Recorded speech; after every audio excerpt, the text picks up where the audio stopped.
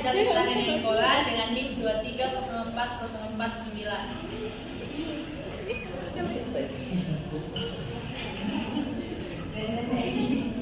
Baiklah, adapun pengertian pendidikan internasional. Nah, pendidikan internasional adalah pendidikan yang menekankan kolaborasi dan pertukaran pengetahuan dan pengalaman di antara berbagai negara dan budaya.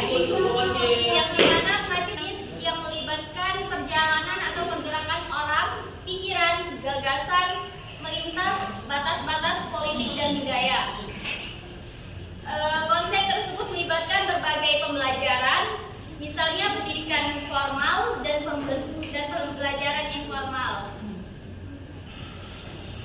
Adapun manfaat pendidikan internasional, yang pertama yaitu memperoleh pengetahuan dan keterampilan yang relevan dengan dunia global seperti bahasa asing dan komunikasi antar budaya. Yang kedua, ada kurikulum yang dirancang untuk memberikan pendidikan yang komprehensif dan relevan dengan kebutuhan global. Yang ketiga, ada memahami dan menghargai budaya dan keragaman dunia.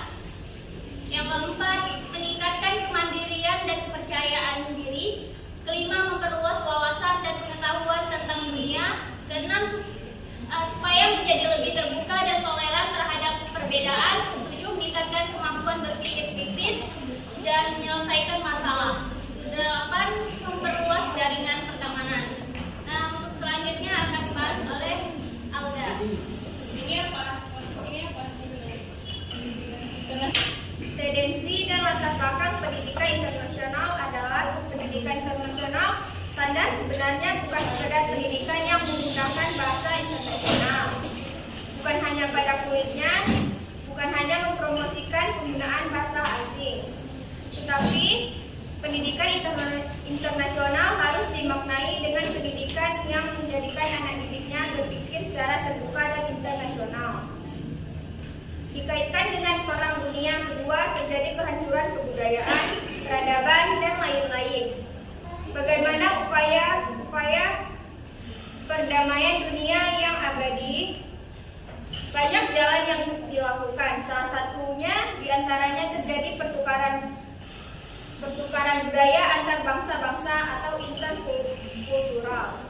Dalam wujud umumnya adalah pendidikan yang berarti intercultural education, dengan kata lain international education.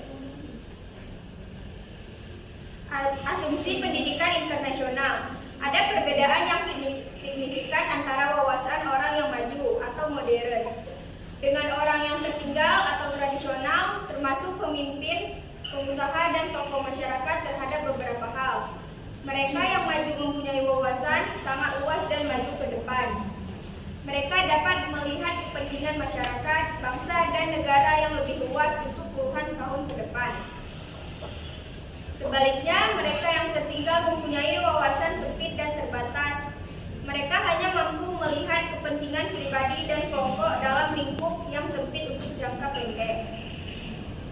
Ada beberapa asumsi yang mendasari pelaksanaan pendidikan internasional. Yang pertama, hidup berdampingan secara dinamis jauh akan lebih menguntungkan daripada permusuhan antara bangsa dan bangsa lain. Yang kedua, memahami budaya orang lain akan memperkaya budaya sendiri.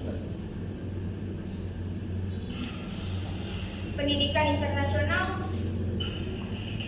internasional dalam intercultural education. Kedua, pendidikan internasional dan pertukaran siswa atau mahasiswa. Ketiga, pendidikan internasional dan pertukaran siswa atau mahasiswa. Keempat, pelaksanaan pendidikan internasional di Indonesia.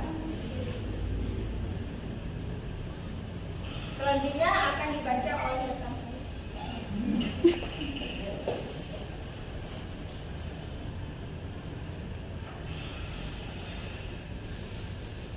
Baiklah, di sini saya akan membahas tentang isu atau masalah dalam pendidikan internasional. Hampir tidak ada satupun lembaga pendidikan kita di Kalimantan Selatan yang bertaraf internasional. Dari tingkat taman kanak-kanak sampai perguruan tinggi, semua masih bertaraf nasional, bahkan lokal. Hampir seluruh sekolah kita di daerah ini belum dapat disebut modern. bahkan cenderung masih bersifat tradisional. Contohnya adalah sebagai berikut. Yang pertama, akses pendidikan yang tidak merata. Yang kedua, kurangnya guru yang berkualitas. Yang ketiga, sarana dan prasarana tidak memadai. Yang keempat, biaya pendidikan mahal. Yang kelima, kurikulum pendidikan internasional tidak selalu relevan dengan kebutuhan. Yang keenam, sekolah yang memiliki ruangan yang sempit. Yang ketujuh, kurangnya infrastruktur dan sumber daya. Yang kedelapan, kesenjangan pendidikan.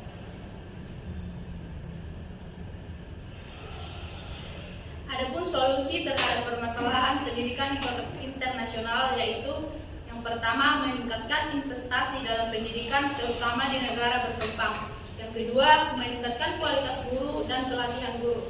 Yang ketiga, mengembangkan kurikulum yang relevan dengan kebutuhan dunia kerja. Yang keempat, memanfaatkan teknologi untuk meningkatkan akses dan kualitas pendidikan. Yang kelima, meningkatkan kerjasama internasional dalam bidang pendidikan. Yang keenam, menerapkan metode pembelajaran yang inovatif. Yang ketujuh, mendukung penelitian dan pengembangan pendidikan.